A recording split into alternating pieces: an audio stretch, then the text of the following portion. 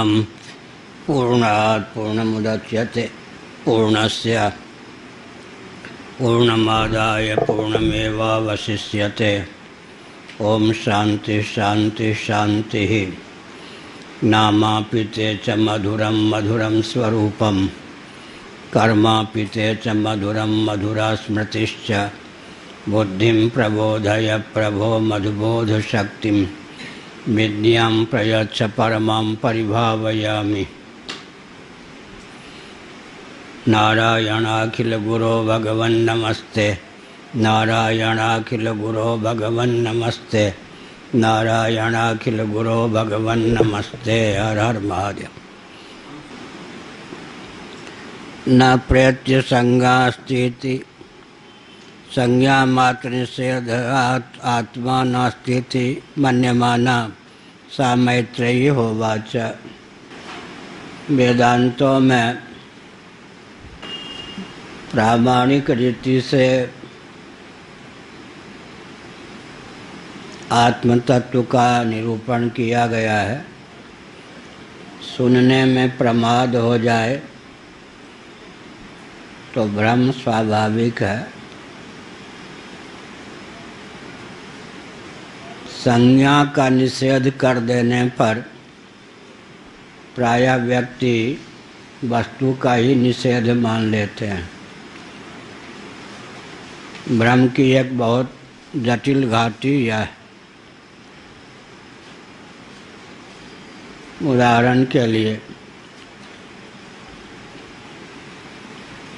भगवान शंकराचार्य महाभाग ने अपने भाष्यों में दर्शाया, घट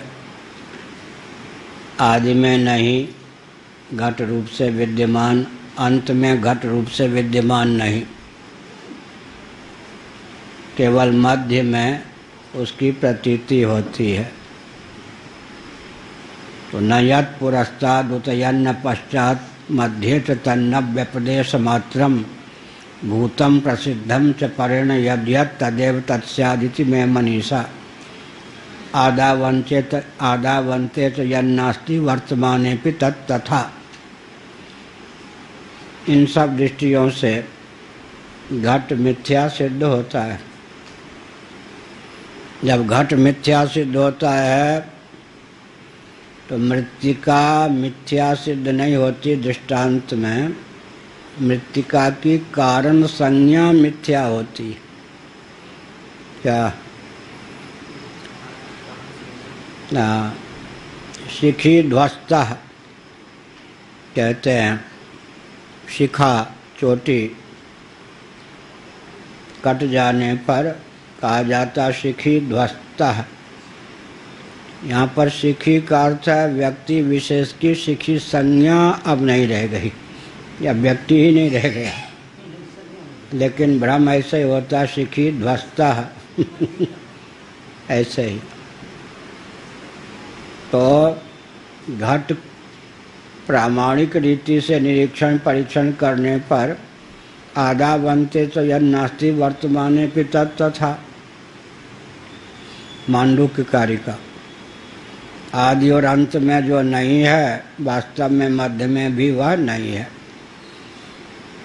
तो घट रूप कार्य मिथ्या सिद्ध हो गया। तो मृत्तिका मिथ्या नहीं सिद्ध हुई, मृत्तिका की कारण संज्ञा मिथ्या है। ऐसे ही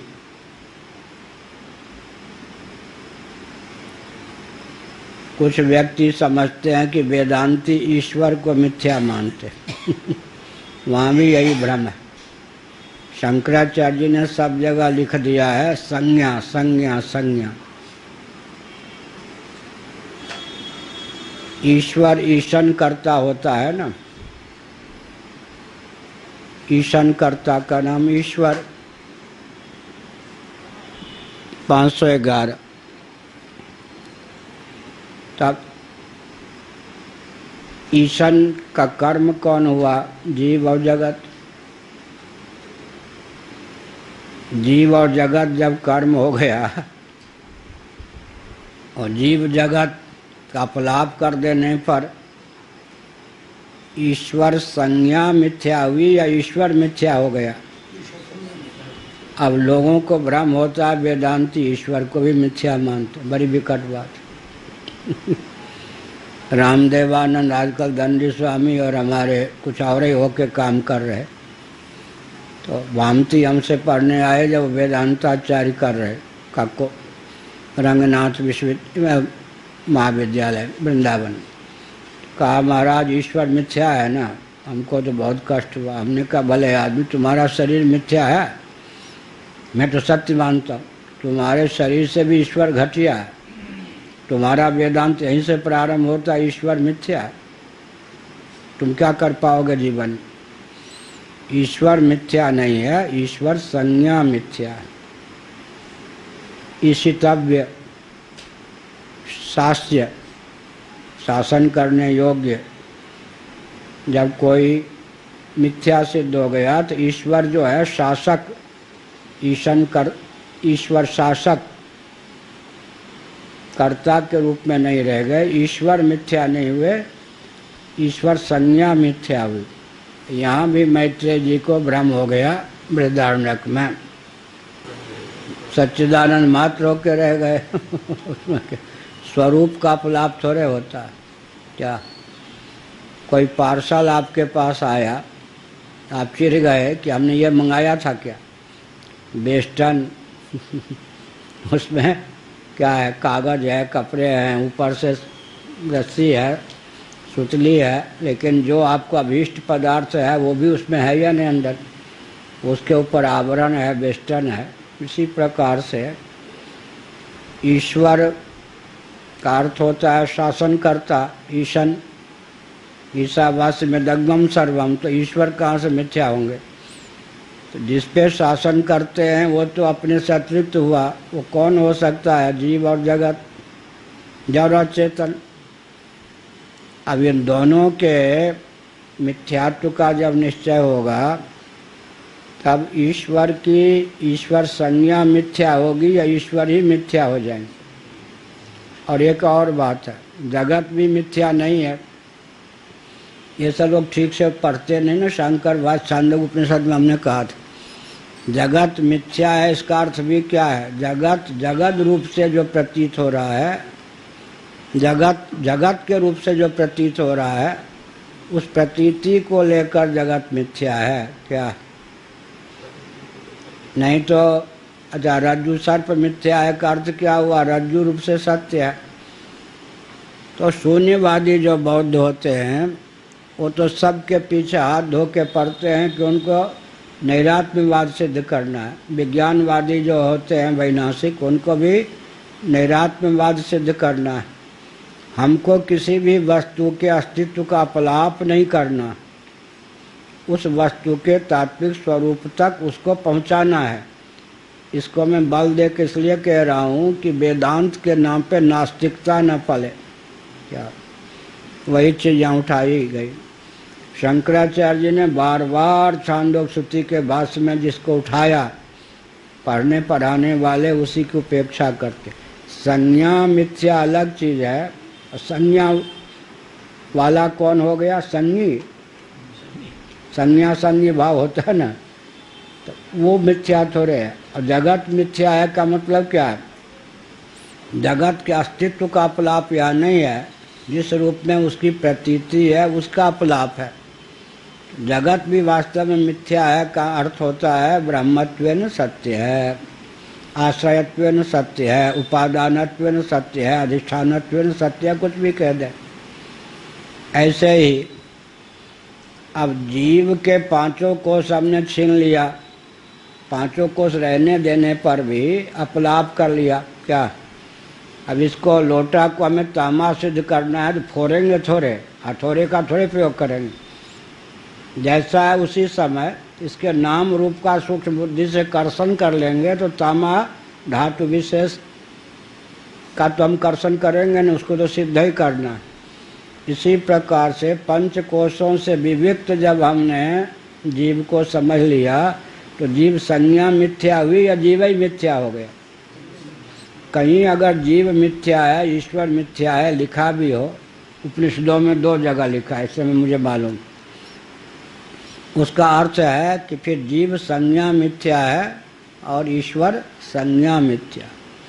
ऐसे ही वेदांतियों का जो मिथ्यात्व है बहुत ही सहृदयतापूर्ण है।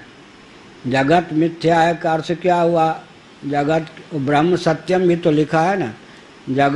जगत रूप से मिथ्या है, माने नाम रूप का मिथ्यात्व होगा या स्वरूप का मिथ्यात्व होगा?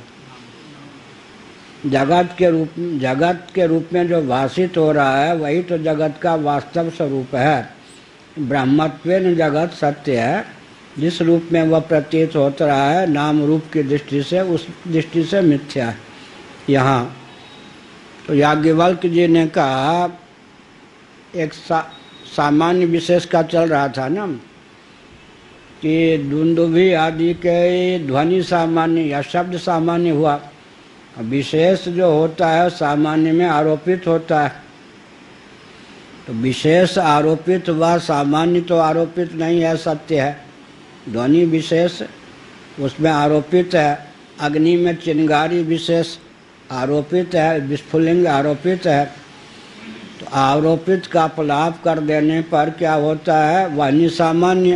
ध्वनि सामान्य की स्थिति हो जाती है। इसी प्रकार समझना चाहिए कि विशेष संज्ञान का अपलाप कर दिया जाता है ज्ञान से। अब महाप्रलय में स्वतः क्या एक विचित्र बात है, रहस्य बोध हो जाने पर मोक्ष का मार्ग प्रशस्त होता है, रहस्य बोध न होने पर मुक्ति की दशा भी अवस्था विशेष बन के रह जाती।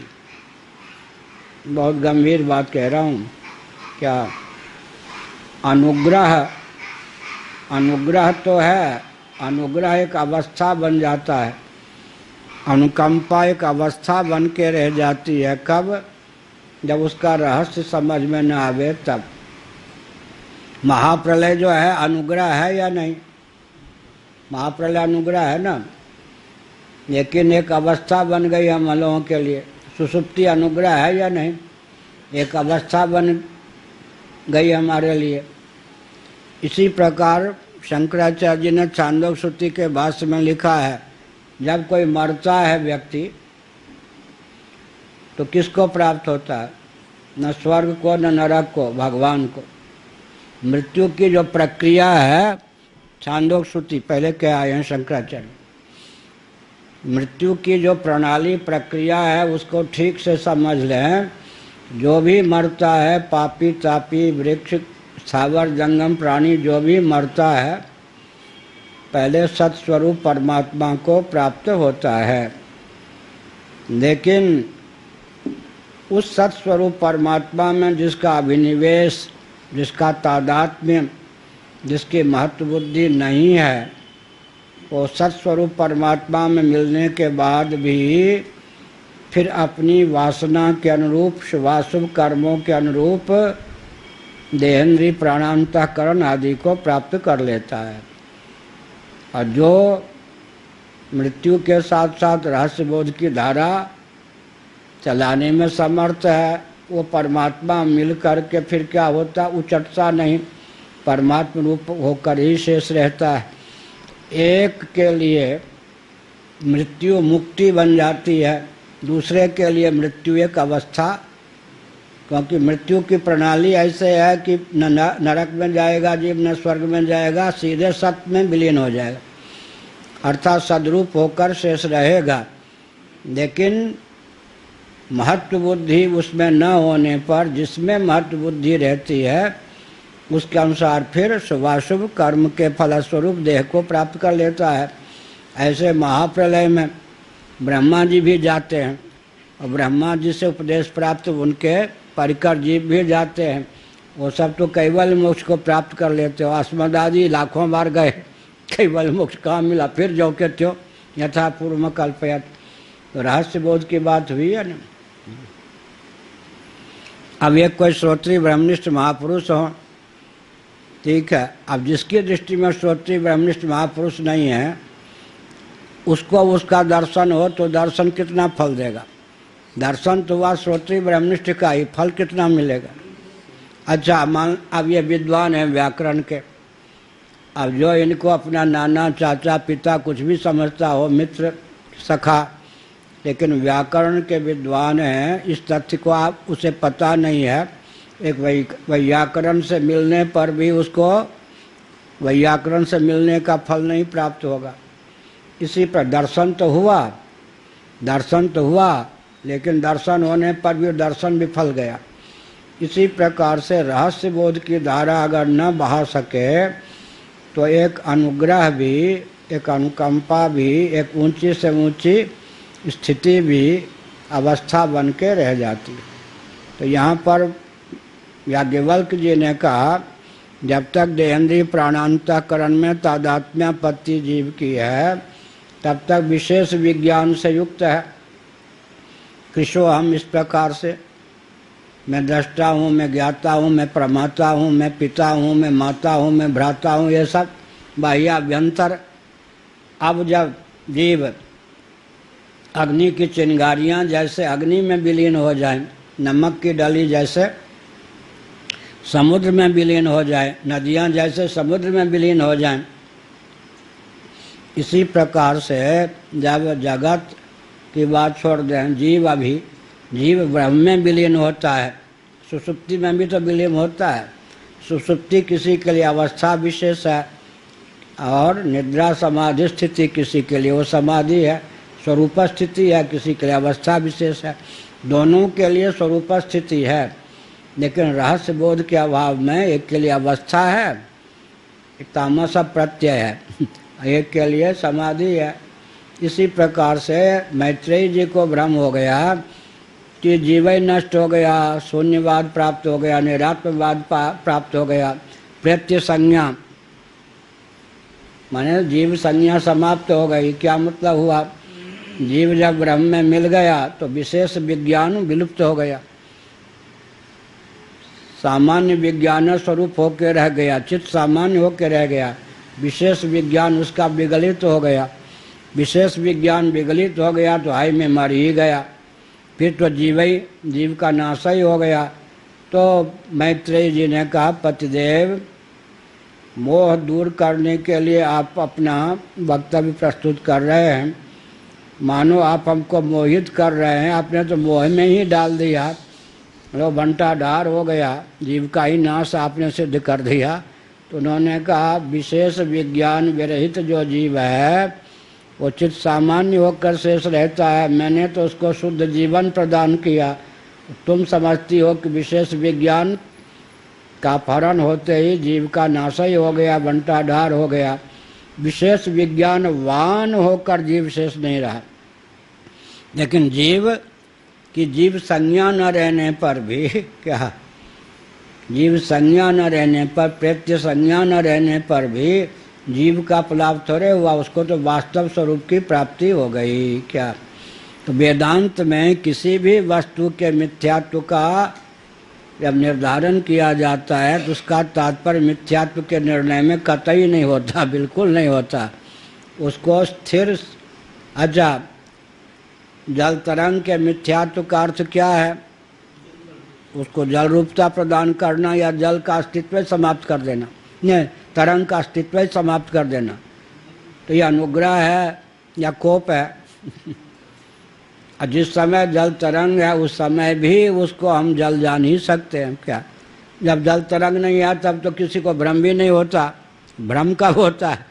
जल भी है तरंग भी है, तभी तो भ्रम होगा ना कि तरंग पृथक से है। तो जल तरंग के नाम रूप का कर्षण कर लेने पर तरंग के मिथ्यात्व का अर्थ क्या हुआ? उसको वास्तव स्वरूप की समुपलब्धि हो गई। अच्छा, वास्तव स्वरूप की समुपलब्धि होने पर कितनी आयु बढ़ गई? एक चमत्कार देखो, तरंग भी छोड़ दें, बुद्ध तरंग से भी क्षीण जीवन जिसका है, स्वल्पकालिक जीवन जिसका है या स्वल्पकालीन जीवन जिसका है, वह बुद्ध। एक बुलबुले की आयु कितनी?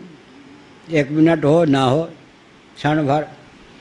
अब उस बुलबुले को कल्पना कीजिए कि उसकी तरंग रूपता का ज्ञान हो जाए तो आयु बढ़ गई या घट गई?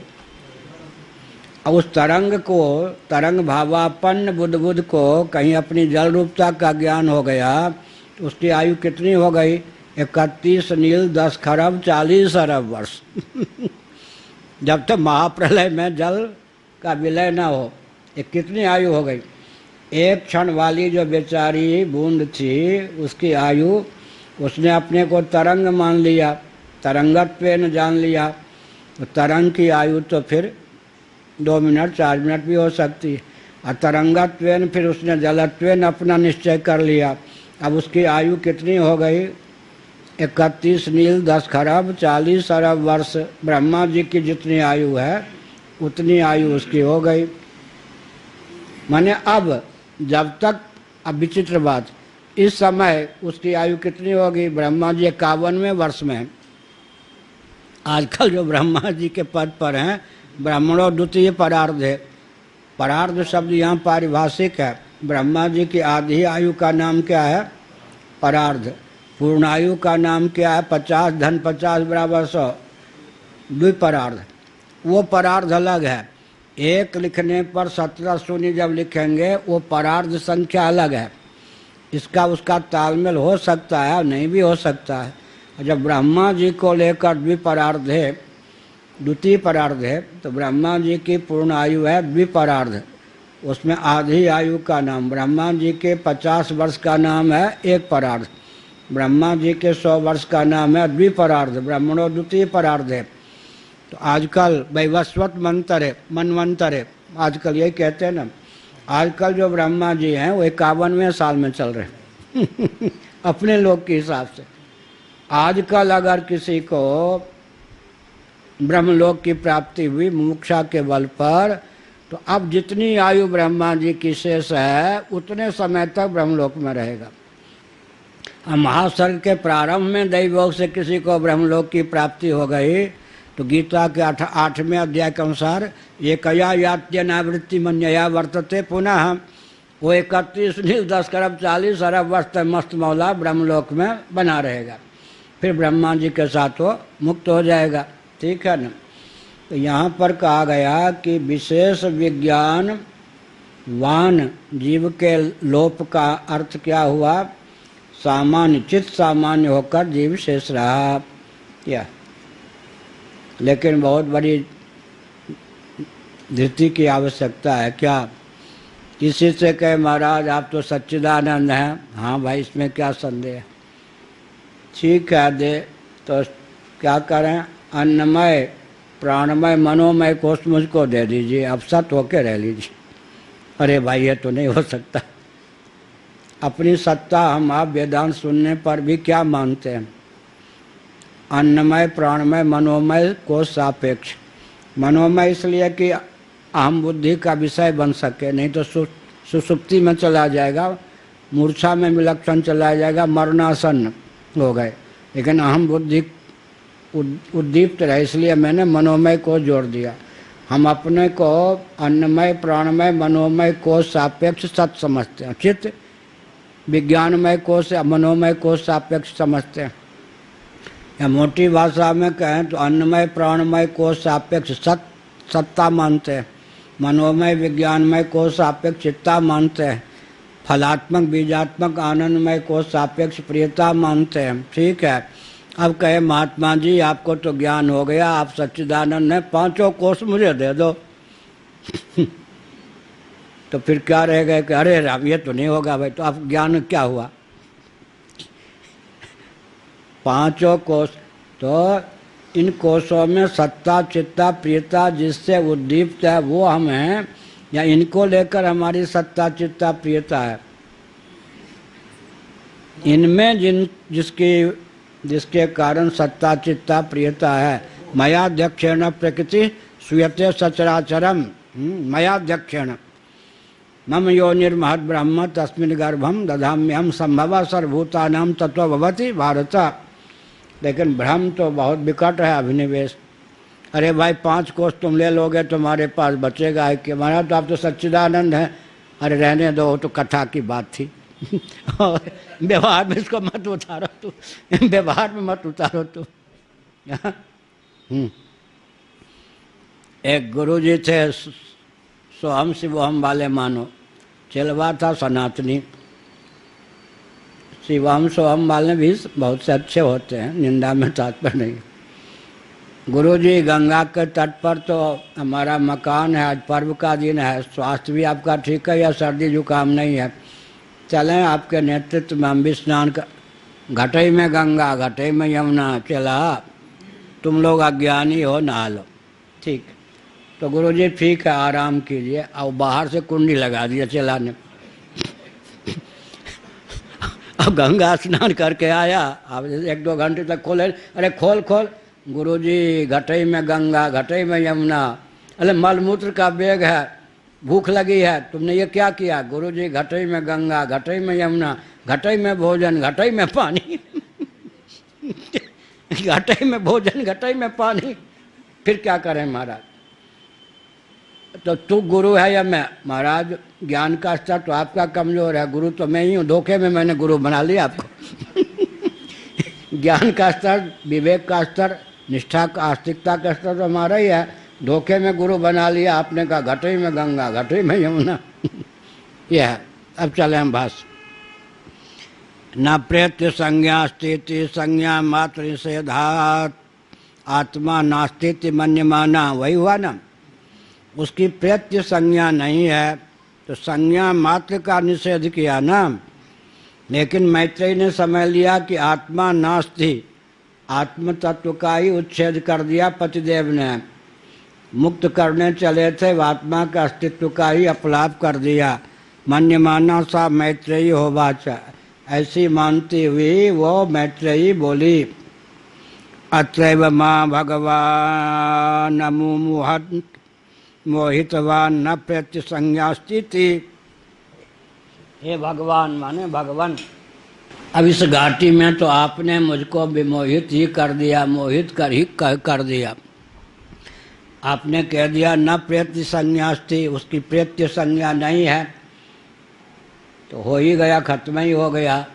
तो हम मुक्त होने चली थी, आपने तो बंटे डार कर दिया, स्वरूप का ही अपलाप कर लिया, मोहित हो गई मैं। तब क्या कहा?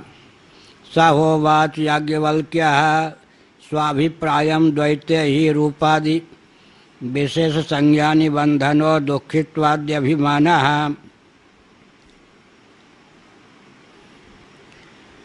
अपने अभिप्राय से क्या याज्ञवल्क्य जी ने मैत्रेय जी को कहा, अपने स्तर से, स्तर का अंतर पड़ जाता है ना।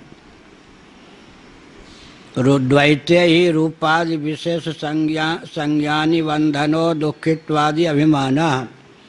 अगर द्वैत बना ही रहा, द्वैत का अर्थ है विशेषता। क्या विशेषता का नाम ही तो द्वैत है, भेद का नाम ही तो द्वैत।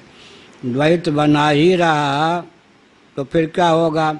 रूपादि नाम विशेष, रूप विशेष, क्रिया विशेष के हम पक्षधर बने ही रहेंगे। तो फिर क्या होगा? विशेष विज्ञानवान बने रहेंगे तो सुखी भी होंगे दुखी भी होंगे, कभी मान का अनुभव करेंगे कभी अपमान का अनुभव करेंगे, बस रोना हंसना का क्रम चलता ही रहेगा, कभी मुक्त नहीं होंगे। भयम द्वितीया विनिवेशतः स्यात्, द्वितीयावाद वही भयम भवति, सपने हूँ नहीं सुख द्वैत दर्शन बात कोटिक को कहे। तो याज्ञवल्क्य जी ने द्वैत बुद्धि का अपनोदन करने के लिए यह कहा। दुखित्वाद अभिमाना, मैं सुखी हूँ मैं दुखी हूँ, मैं करता हूँ मैं भोगता हूँ, मैं संसारी हूँ, इस प्रकार का अभिमान तो द्वैतदर्शी पाले ही रहेगा। इस प्रकार का अभिमान बना रहा तो फिर क्या हुआ? बाध्य तो और बना ही रहेगा। आनंद ज्ञानैक रस ब्रह्माद्वयानुभवेतु तत्केन कम पश्येत ब्रह्मवाक्येन विजानीयात् नहीं तदस्य कर्म भावोस्ति स्वप्रकाशत्वात्। तत् कम केन विजानीयात्। अब कहते हैं इसके विपरीत द्वैत बुद्धि का पुनोदन हो गया तब आनंद ज्ञानैक रस ब्रह्माद्वयानुभवे, आनंद स्वरूप ज्ञान स्वरूप एक रस अद्वय ब्रह्म का अनुभव हो जाने पर तो तत्केन कम पश्येत। द्वैत में है ना, एक पश्यक होता है, एक देखने वाला दृश्य। कौन? केन कम, किसके द्वारा कौन किसको देखे, न करण है, न कर्ता है, न कर्म है। दर्शन का विषय कर्म, कर्ता को जो अत्यंत अभिष्ट हो गया कर्म। तो दृश्य भी नहीं, दर्शन भी नहीं, दृष्टा भी नहीं, ये सब क्या हुआ? बहुत विचित्र बात। काम का मूल द्वैत है या नहीं? काम वृत्ति का उदय हुआ तो द्वैत बुद्धि के बिना संभव है। आज क्या हुआ? चंदन पूजन के समय सुबह चंदन लगाने ही भूल गए। तो क्या हुआ? काम का उदय द्वैत बुद्धि के बिना होगा। क्रोध की द्वैतक बुद्धि भिन्न, अपने से भिन्न किसी को समझेंगे तब कामना का उदय होगा, कामुक बनेंगे। अपने से भिन्न पर क्रोध होगा। शरीर पर क्रोध होता है तो चांटे से पीटने लगते।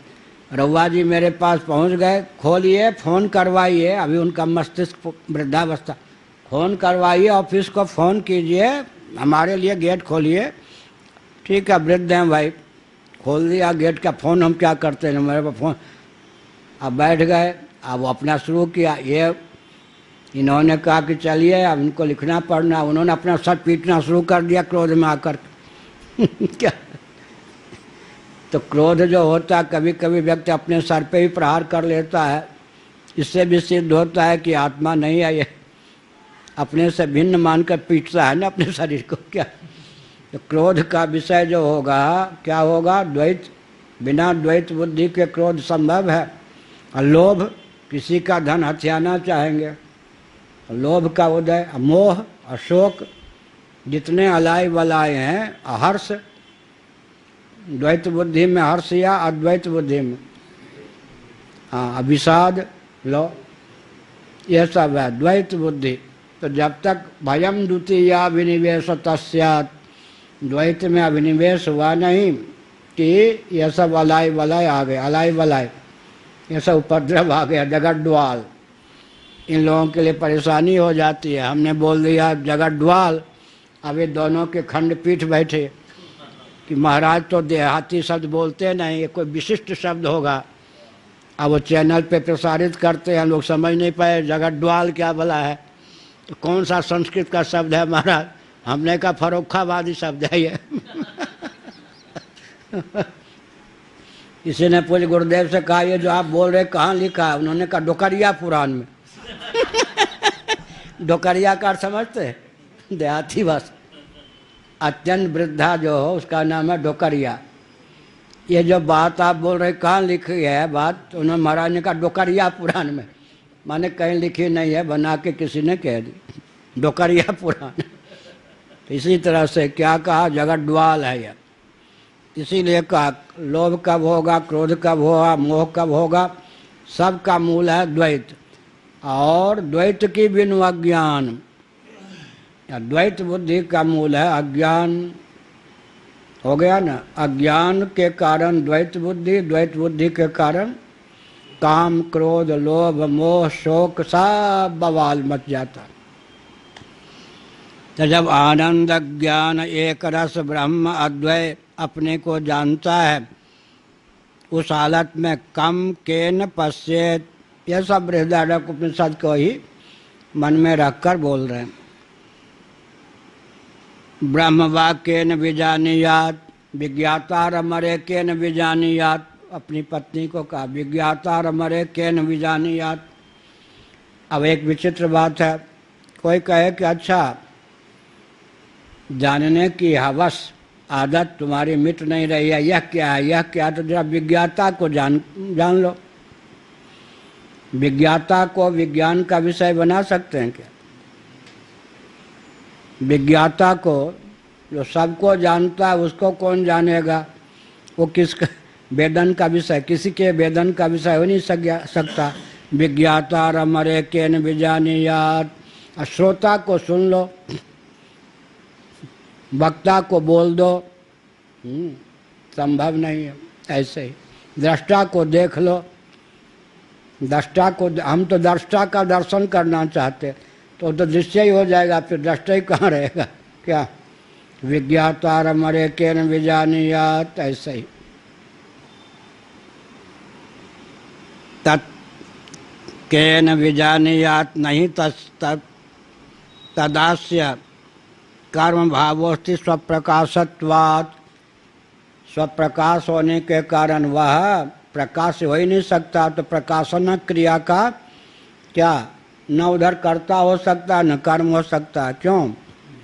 प्रकाशन क्रिया का न कर्ता होगा न कर्म होगा, विषय भी नहीं होगा। प्रकाशन क्रिया का न कर्ता बनेगा, कर्ता बनेगा तो फिर उसमें कर्तृत्व विक्रिया है। सविता प्रकाशते वत प्रकाशन क्रिया का कर्तृत्व उसमें उपचारित है, प्रकाश स्वरूप है। उसके सानिध्य मात्र से प्रकाश वस्तुएं स्वतः प्रकाशित हो जाया करती हैं, और उसका प्रकाशन कौन करेगा? इसलिए न कर्म बनेगा न कर्ता बनेगा, तो प्रकाश स्वरूप है। तस्यास्ति कर्म भावोस्ति नहीं स्वप्रकाशत्वाद। स्वप्रकाश को कितने चरण में ख्यापित करते हैं? किसी अन्य से प्रकाशित न हो, स्वयं भी स्वयं से प्रकाशित न हो, 2 चरण। श्वेतर सबका अवभाषक हो, 3 चरण। अवभाषण क्रिया का कर्तृत्व भी सविता प्रकाशते वत जिसमें उपचारित हो, 4 चरण। अभिप्राय क्या हुआ? अवेद्य होता हुआ अपरोक्ष हो। इसका भी तात्पर्य क्या हुआ? न तादृश हो न तादृश हो। तो हमारे पूज्य गुरुदेव का ग्रंथ कंपोज किया हुआ रखा है, अभी 10 ग्रंथ कंपोज किया हुआ रखा है। समय नहीं कि प्रूफ देख सकते, कंपोज करा के रख लेते नीचे जो रथ जी। हमको जो ग्रंथ लिखना है उसका कंपोज मुझे ही करना है, दिमाग में है। बाकी जो ग्रंथ छपे हुए हैं, लुप्त हैं, उन सब का कंपोज नीचे से करा।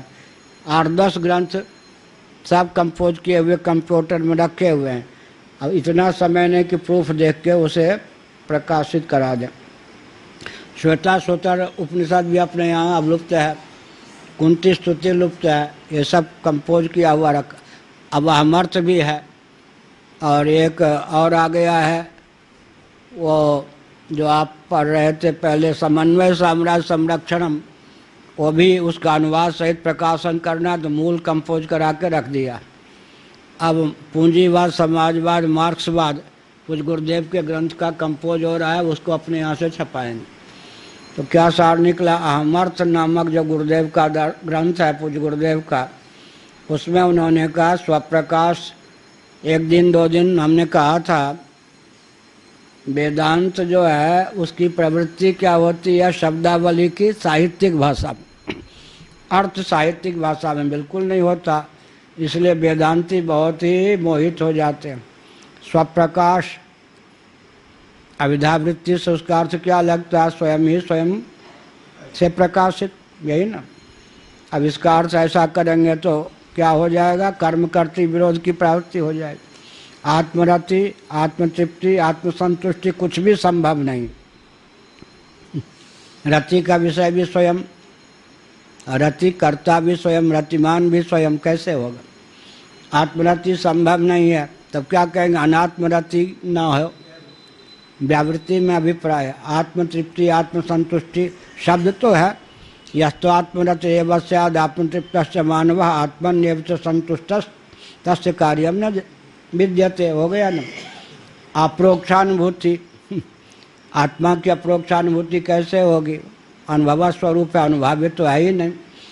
ऐसे ही बहुत से शब्द हैं। आत्मदर्शन, आत्म साक्षात्कार, एक भी शब्द ऐसा नहीं है जो साहित्यिक ना हो, और एक भी शब्द ऐसा नहीं है जैसा है वैसा अर्थ हो। पागल बना देता वेदांत। भाषा साहित्य की और बोध दर्शन की विधा से। क्या वेदांत की भाषा होती है साहित्य की, और बोध होता है, हाँ, एक आ गया नैमिष का। 2 से हम लोग बहुत सावधान रहते हैं, और सब हमारी आस्था के केंद्र हैं। एक नैमिष वालों के फैक्ट्री का कोई आ जाए, एक धर्म संघ की फैक्ट्री का आ जाए, इतना विचित्र होते ये लोग। और तीसरा और बता दूं, गीता प्रेस का कोई आ जाए। अब मेरे ऊपर दाल इनकी इसलिए नहीं गलती कि नैमिषारण्य में गया था 63 में, 10 साल वहाँ था। अब जितने होंगे प्राय जीवित सब मेरे जूनियर होंगे या बराबर वाले, 1-2 होंगे बुढ़े। बाबाओं में तो मेरे जूनियर ही होंगे, उनकी दाल हम पर नहीं गलती। पूज्य गुरुदेव से मेरा संपर्क सन 60 से था। अब जो धर्मसंघ वाले जादू चला सामने लोगों को नहीं मालूम, मेरा संपर्क पूज्य गुरुदेव से सन 60 से था। अब जो उन पे धर्मसंघ वाले दाव घुरकी उर्की दिखाना चाहते, किसी सर्वेश्वर जी का दंड हो गया है, सुना है, घुरकी उर्की दिखाना चाहते तो हमें मुस्कुरा देते, आपके घुरकी के मुझ पर, मैं तो उस विश्वविद्यालय का एक गीता प्रेस का, तो उनसे उनको नहीं मालूम आपकी गीता प्रेस के दाव पेंच मुझ पर क्या चलेगा। राम सुखदास जी ने सन 72 में मुझको अपने साथ 2 महीने रखा, और उनकी जो गीता की टीका है उसमें 18वें अध्याय की सारी संगत मेरी बताई हुई है। गीता मान जो उन्होंने अपने नाम पर प्रकाशित किया सब मेरा बताया हुआ है। तो राम सुखदास जी हमको बहुत मानते थे। 2 महीने गीता पर मार्गदर्शन लेने के लिए और परामर्श लेने के लिए अपने साथ रखा था। उन्हें गीता प्रेस के सारे दाव पेंच मुझे मालूम है, क्या क्या उनके हथकंडे होते हैं, इसलिए गीता प्रेस वालों की दाल नहीं गलती। 3 अभी भी भारत में बड़े विकट संस्थान हैं और सब अपने हैं एक गीता प्रेस, एक धर्मसंघ, एक नैमिषारण्य। एक व्यक्ति आ गया 72 में मेरे पास नैमिषारण्य का, क्यों आप पुराने हैं, आत्म साक्षात्कार हुआ आपको? हाँ, ऐसे बोलते हैं वो लोग। हम कहते किसी को हुआ हो तो मुझे भी हो, किसी को नहीं। क्या बात कह रहे, किसी को ना, आज तक किसी को हुआ ही नहीं, ना हो सकता, तो मुझे कैसे, जो असंभव है कैसे होगा? क्या बोलते हैं, उसने समझा पागल ही है क्या बोलते हैं? हमने कहा आज तक किसी को आत्म साक्षात्कार हुआ क्या? जो असंभव है वो कैसे होगा? और बेचारा वो समझ नहीं पाया, भगा मेरे। तब आपसे क्या बात करें, आत्म साक्षात्कार हुआ होता, मैंने आपकी बहुत महिमा सुनी है, तो मैं भी कुछ सीखता। अब वो सीखने के लिए पहले परीक्षा लेने का आया था, तो मैंने कहा किसी को आत्म साक्षात्कार हुआ होगा तो मुझे भी होता, किसी को आज तक हुआ ही नहीं है, तो मैंने गलत कहा क्या? गीता के 18वें अध्याय के भाष्य में शंकराचार्य जी ने प्रश्न उठाया, तो क्या आत्म साक्षात्कार करना चाहिए? भगवान शंकराचार्य ने कहा कि संभव हो तब तो करना चाहिए, असंभव है तो फिर अरे अतत व्यावृत्ति करनी चाहिए। आत्मा तो साक्षात अपरोक्ष है, आत्मा को लेकर मैं हूँ या न हूँ कोई संशय होता है? विप्रतिपत्ति का विषय थोड़े आत्म तत्व है। तब अनात्म वस्तुओं के अनुरूप आत्म मान्यता का परित्याग करना चाहिए, उसी को उपचार से कह देते हैं आत्म साक्षात्कार। हुआ ना? तो आत्म साक्षात्कार भी क्या चीज़ है जी? साहित्यिक भाषा है, अर्थ जैसा लिखा है वैसे ही मानेंगे तो हजारों वर्ष तक भटकते रहेंगे। यही कहा। तो क्या हुआ? आनंदाज्ञानैक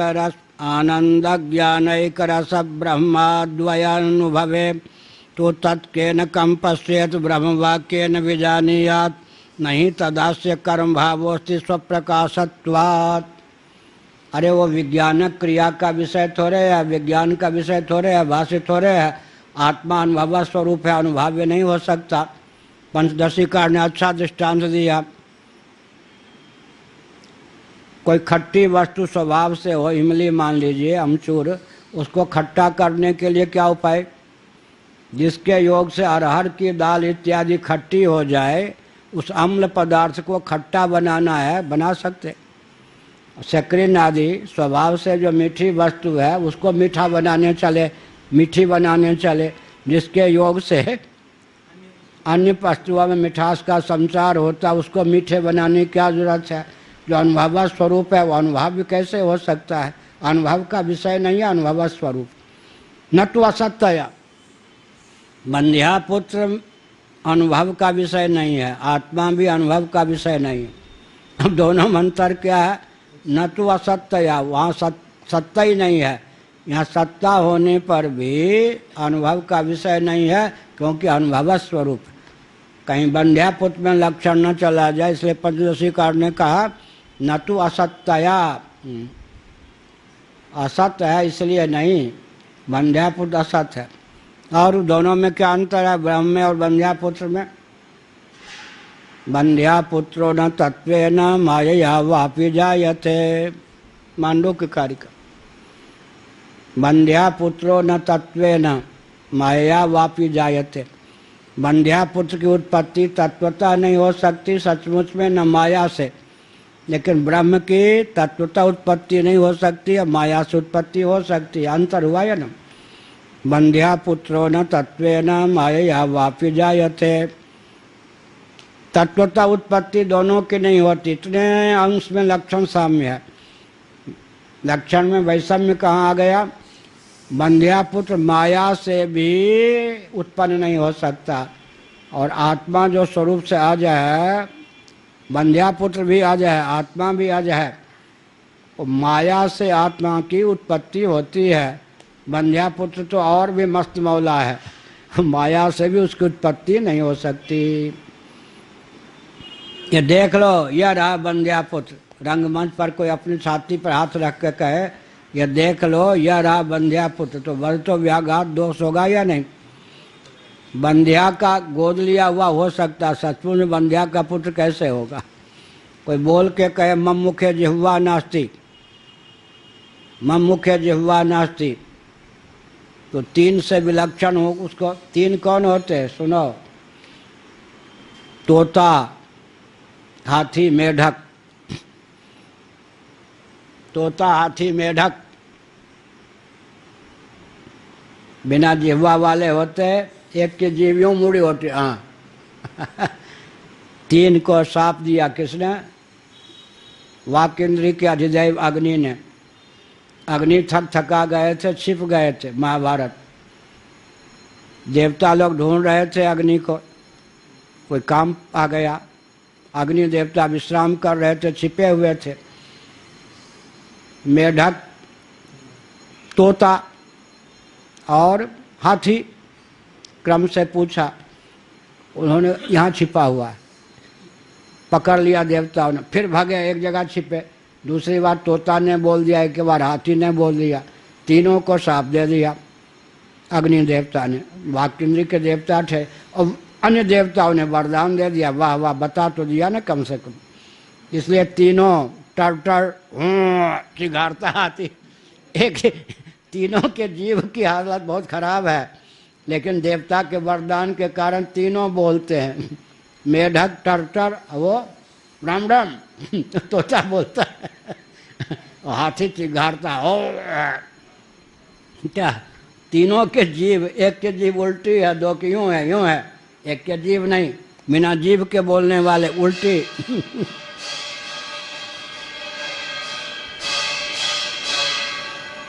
उल्टी जीव से चिघारने वाला कौन? देवताओं का वरदान है इन तीनों को, और अग्नि देवता का शाप है।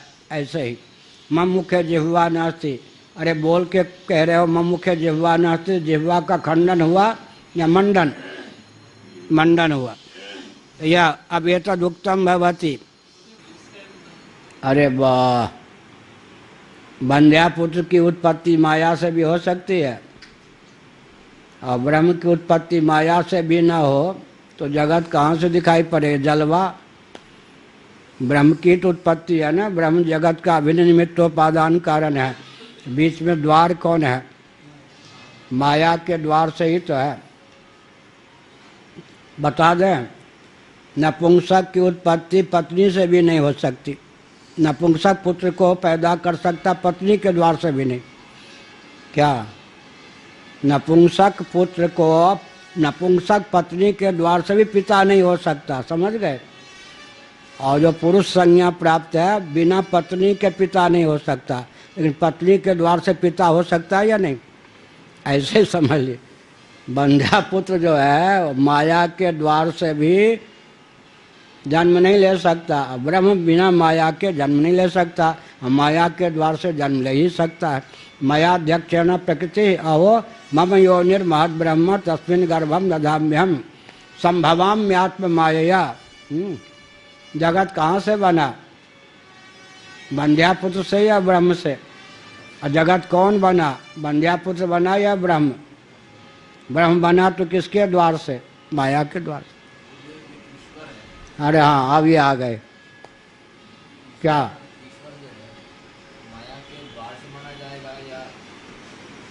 क्या? ईश्वर संज्ञा विशुद्ध सत्व प्रधाना विद्या माया के योग से है। जीव संज्ञा मलिन सत्व गुण प्रधाना अविद्या के योग से है। और ईश्वर संज्ञा विशुद्ध सत्व गुण प्रधाना विद्या माया के योग से। यहाँ अविद्या माया है, वहाँ विद्या माया। हाँ, एतदुक्तम भवति, इस संदर्भ में यह लब्बो लवाव सारांश निकलता है।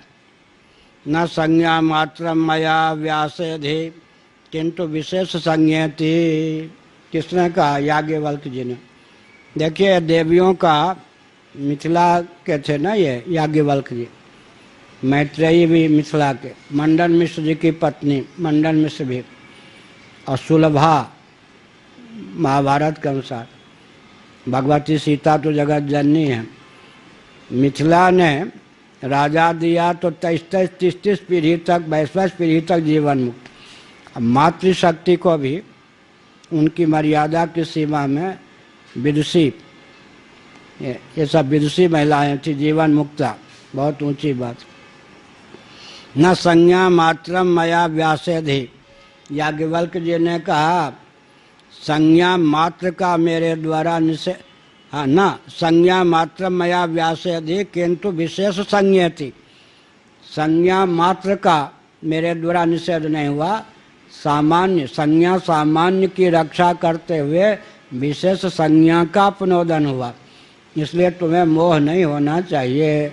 माने विशेष संज्ञान, संज्ञा जल्दी समझ में ना आवे तो संज्ञान, संज्ञान भी न समझ में आवे तो सम हटा दीजिए। ज्ञान माँ न समझ में आवे तो प्र जोड़ दीजिए। प्रमा, माँ का अर्थ वही होता है जो प्रमा का, प्र न जोड़ने पर अर्थ जल्दी नहीं लगता। तो प्र जो प्रमा, माता का अर्थ वही होता है जो प्रमाता का।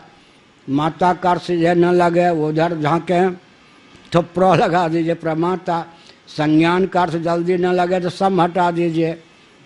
ज्ञान अब जल्दी समझ में आएगा। कहीं जोड़ने से दधी से का अर्थ न लगे तो ऊ जोड़ दीजिए, उदधि, नहीं तो दही भात खाइए। ऊ जोड़ दिया तो जल्दी अर्थ लग गया उदधि। और दधी, अब दधी माने फिर सीधे अर्थ लगेगा कि चूड़ा दही वाला दधी। और ऊ लगा दिया तो उदधि, अब जल्दी समझ में आ जाएगा। कहीं जोड़ने से कहीं घटाने से काम बनता है। न संज्ञा मात्र मया व्यासेधि, मेरे द्वारा तो संज्ञा मात्र का क्या हुआ? निरसन, व्यावृत्ति नहीं की गई है। किंतु विशेष संज्ञेति, विशेष संज्ञा का, सामान्य संज्ञा माने चित्त सामान्य का निषेध नहीं किया गया। यह हुआ तदेवं अमृतत्व फलेन उपक्रमान मध्ये चात्म विज्ञानेन सर्वविज्ञानं प्रतिज्ञाय तदुपपादनाद उपसंहारे च महद्भूतम अनंतम इत्यादिना च ब्रह्मरूपाभिधानाद द्वैत निंदया च द्वैत गुण कीर्तनाद ब्रह्मैव मैत्रेयो ब्राह्मणे, मैत्रेयो या मैत्रेयी, मैत्रेयी है ना, इसमें छपा वैसे लगता। मैत्रेयी ब्राह्मणे प्रतिपाद्यम न जीवात्मेति नास्ति पूर्व पक्ष इति अनारंभम एव इदम अधिकरणम। ये 3-4 पंक्तियां पूर्व पक्ष की हैं। अरे भाई, इस अधिकरण की आवश्यकता ही नहीं थी। क्यों नहीं थी? विप्रतिपत्ति होती है, शंका होती है, तब जाकर के अधिकरण की रचना होती है। क्या अर्थ हुआ? उपनिषदों में जो जटिल घाटियां हैं, जहाँ पर विपर्यय की संभावना है कुछ, अर्थ कुछ और लगता है। आकाश शब्द का प्रयोग किया गया, अब भूताकाश समझ लेंगे गड़बड़ हो जाएगा, वहाँ चिदाकाश का वर्णन। ज्योति शब्द का प्रयोग किया गया, अब यह जो व्यवहार में ज्योति अग्नि इत्यादि है वो अर्थ कर लेंगे तो गड़बड़ हो जाएगा। जहाँ विपर्यय की संभावना है या संशय की संभावना है, उपनिषदों की वो घाटियाँ, वो प्रकरण उपनिषदों के जहाँ विपर्यय की संभावना है या विप्रतिपत्ति, संशय की संभावना है, उस प्रसंग को लेकर भगवान कृष्ण द्वैपायन वेदव्यास बादरायणाचार्य जी अधिकरण की संरचना करते हैं। पूर्व पक्ष, उत्तर पक्ष, संशय, सिद्धांत, इन सबको प्रस्थापित करते हैं। यहाँ भामतीकार ने पूर्व पक्ष प्रस्थापित किया षड्विध लिंगों के द्वारा। षड्विध लिंग, उपक्रम, उपसंहार, ये सब सारा छान करके देखें तो कहीं कोई जीव का प्रकरण ही प्राप्त नहीं होता। जीव का प्रकरण ही नहीं प्राप्त होता, संदेह का कोई स्थान ही नहीं है। इस अधिकरण की रचना ही व्यर्थ है। यह पूर्व पक्ष की पंक्ति है। इसका उत्तर दिया गया, यद्यपि यहाँ पूर्व पक्ष मुख्य नहीं है, लेकिन नवारे सर्वस्य कामाय सर्वम प्रियम भवति, आत्मनस्तु कामाय सर्वम प्रियम भवति। यहाँ कोई भोक्ता या जीव का वर्णन मान सकता है। षड्विध लिंगों के द्वारा यद्यपि जीव का प्रकरण बिल्कुल सिद्ध नहीं होता मैत्रेय ब्राह्मण, लेकिन कोई मान सकता है। तो आक्षेप कर दिया, कदाचित किसी को ये लगे कि यहाँ जीव का प्रतिपादन है, उस औपचारिक मान्यता का निरसन करने के लिए अधिकरण है। अधिकरण की संरचना निरर्थक नहीं है, उसी के लिए कहा। वही अमृत है, अमृतत्व फलेन उपक्रमान मध्य, उसी का विज्ञान होने पर अमृतत्व की प्राप्ति होती है। ये उपक्रम है। मध्य में क्या है, चात्म विज्ञान सर्वविज्ञानम प्रतिज्ञा है। एक विज्ञान से, आत्मा के विज्ञान से सर्व विज्ञान की प्रतिज्ञा की गई। तदुपपादनात्, फिर अब बीच में क्या किया गया, एक विज्ञान से सर्व विज्ञान कैसे होता है उसका उपादन भी कर दिया गया। उपसंहार, मध्य की बात हो गई, उपक्रम की बात हो गई। उपसंहार च महद्भूतम अनंतम इत्यादि ना, महद्भूत है, अनंत है, इन सब वचनों के द्वारा ब्रह्म रूप का ही कथन किया गया। महत् का अर्थ ही बृहत होता है, अनंत का अर्थ है फिर क्या होगा, नित्य होगा।